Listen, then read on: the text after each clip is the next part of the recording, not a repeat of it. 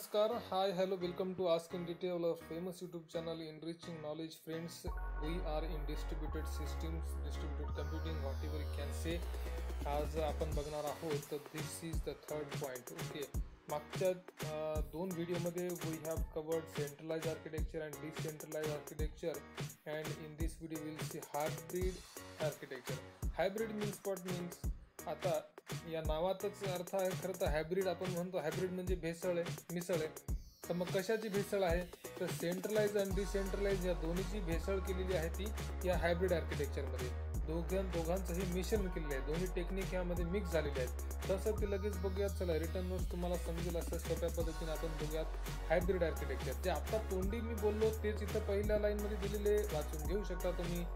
Many distributed systems combines architectural features as we already come across in super peer network. म्हणजे मागेच आता जे दोन पॉईंट आपण बघितले, सेंट्रलाइज आणि डिसेंट्रलाइज, हे सगळं कंबाईन केलेलं आहे.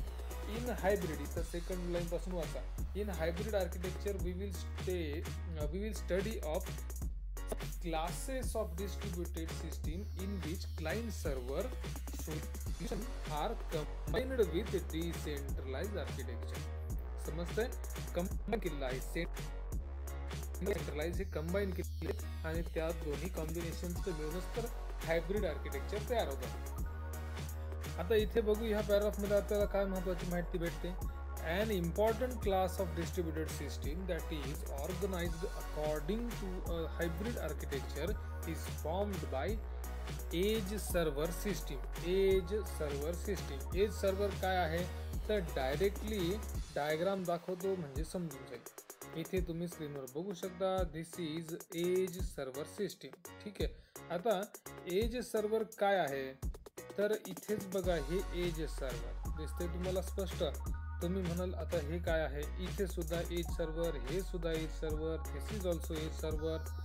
आता हे सगळे कनेक्टेड आहेत. इथे तुम्ही स्क्रीनवर बघू शकता, this all are connected with the help of internet. बरोबर आहे. एज म्हणजे काय तर कड्यावर, बरोबर आहे, कड्यावर उभे असलेले किंवा टोकावर असलेले सर्व्हर सिस्टीम्स. नेटवर्कच्या उपयोग घेऊन किंवा नेटवर्कचा फायदा घेऊन सर्व्हर हे सगळे कनेक्ट केलेले आहेत आणि ह्या एजवरून पुन्हा बाहेर, अजून या नेटवर्कच्या बाहेर सुद्धा त्यांना सर्व्हिस देण्याचा प्रयत्न केला गेलेला आहे. म्हणजे इथे बघा, सेंट्रलाइज सुद्धा आहे आणि आता हे सगळे इकडं डिसेंट्रलाइज सुद्धा करून टाकले. समजते? Centralize and decentralize both are combined here. बरोबर आहे. आता हे आपण बघू शकतो, हे सेंट्रलाइज्ड स्ट्रक्चर आहे. म्हणजे हे 2-3 क्लायंट आहेत आणि इथे एक सर्व्हर आहे. बरोबर आहे. इथं सुद्धा तसंच आहे, 2-3 क्लायंट आहे आणि एक सर्व्हर आहे. इथे सुद्धा एक सर्व्हर आहे आणि हे ऑब्जेक्ट बेस्ड आपण किंवा इव्हेंट बेस्ड सिस्टीम मागेच बघितली एका व्हिडिओमध्ये. इथे सुद्धा सर्व्हर आहे आणि सिस्टीमला प्रोव्हाइड केलेली सर्व्हिस आहे. आणि हे सगळे जे सगळे आहेत हे सेंट्रली किंवा इथून नेटवर्कद्वारे हे सगळे डिसेंट्रलाइज करण्यात आलेले आहेत. म्हणजे एका ठिकाणी सेंट्रलाइजला सर्व्हर तर आहेच आहे, पुन्हा इथे 4 ठिकाणी डिसेंट्रलाइज करून टाकले सर्व्हर. एका सर्व्हरचे 5 सर्व्हर केले आणि या 5 सर्व्हरद्वारे अजून वेगवेगळ्या क्लायंटला सर्व्हिस देण्याचा प्रयत्न केला जात आहे. यालाच आपण म्हणतो hybrid architecture, combination of centralised as well as decentralise structure. नीट बघा, ही डायग्राम बघितली, डायग्रामच्या नंतर ही थेरी. इथे या सेकंड लाईन पासून काय म्हणते नीट बघा. These systems are deployed on the internet. बरोबर आहे. इंटरनेटच्या सहाय्याने, इंटरनेटच्या उपयोगाने सगळं शक्य आहे. विदाउट इंटरनेट तर काही शक्य नाही. On the internet where servers are placed at the edge of network. पुन्हा एकदा लाईन बघा, where servers are placed at the edge of network. म्हणजे जे ठराविक नेटवर्क आहे त्या नेटवर्कच्या कॉर्नरवर किंवा त्या नेटवर्कच्या बाउंड्रीवर हे सगळे सर्व्हर उभे आहेत आणि त्या बाउंड्रीवरून हे सर्व्हर दुसरी सगळीकडे सर्व्हिस पास करत आहेत किंवा प्रोव्हाइड करत आहे.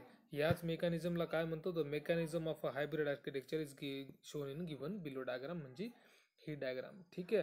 अतिशय सोप्या पद्धतीने आपण सगळं समजून घेतलेलं आहे. थोडीशी या डायग्राम बद्दल अजून थिअरी आहे. इथे काय दिलेले नीट बघून घ्या आपण. From the above diagram we can understand end user or client in general connect to the internet by using of an edge server. इथेच डायग्राममध्ये पुन्हा एकदा बघा, हे क्लायंट आहेत आणि हे सर्व्हर एजवर आहेत, नेटवर्कच्या कडेवर आहेत, बाउंड्रीवर आहेत आणि हे सगळे सर्व्हर ह्या क्लायंट्सला सर्व्हिस देत आहेत. हे क्लायंट सगळे कनेक्ट होत आहेत इंटरनेटच्या सहाय्याने.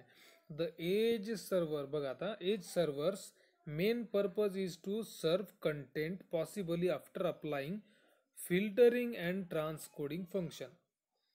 सगळ्यात महत्त्वाचं काय आहे तर main function, main purpose, main motivation किंवा आपण म्हणू मेन गोल ऑफ एज सर्व्हरचं काय आहे तर सर्व कंटेंट. सर्व करणे म्हणजे काय, सर्व्हिस देणे, कंटेंट प्रोव्हाइड करणे, सर्वांना कंटेंट वाटणे, हेच काम आहे कशाचं, एज सर्व्हरचं. आणि अप्लाइंग फिल्टर अँड ट्रान्सकोडिंग म्हणजे काय तर कंडिशन्स किंवा जे नेटवर्कमध्ये आहेत जे रिक्वेस्ट करतील त्यांनाच. फिल्टरिंग म्हणजे काय असते शेवटी, एक नाही, ज्यांना जे डेटा पाहिजे ते व्यवस्थित बघायचं आणि हे करायचं. ट्रान्सकोडिंग करायची म्हणजेच काय तर डेटा इनक्रिप्ट डिक्रिप्ट करून वगैरे सगळं प्रोव्हाइड करणे. More interesting is the fact, last paragraph, more interesting is the fact that a collection of edge servers can be used to optimize content and application distribution. अतिशय सोपं आहे. Optimise content म्हणजे काय, व्यवस्थित कंटेंटची मॅनेजमेंट करणे, डेटाची management करणे, डेटाची हँडलिंग करणे. ऑप्टिमाइज करणे म्हणजे डेटा कलेक्ट करणे, डेटा प्रोव्हाइड करणे, सगळं चालू यामध्ये. अँड ॲप्लिकेशन डिस्ट्रीब्युशन म्हणजेच काय तर जे काही सॉफ्टवेअर वगैरे वापरण्याची सुविधा आपण देतो सर्व्हरद्वारे किंवा ऑनलाईन जे आपण बरेच सॉफ्टवेअर वापरतो हे डिस्ट्रीब्यूट करणे. उदाहरणार्थ आपण घेऊ फेसबुक.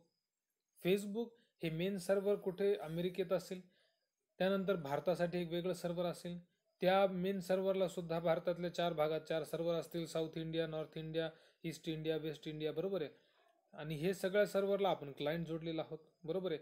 म्हणजे हे ॲप्लिकेशन अमेरिकेपासून आपल्यापर्यंत डिस्ट्रीब्यूट होत आलं, कंटेंट सुद्धा आपल्यापर्यंत ऑप्टिमाइज होत आला.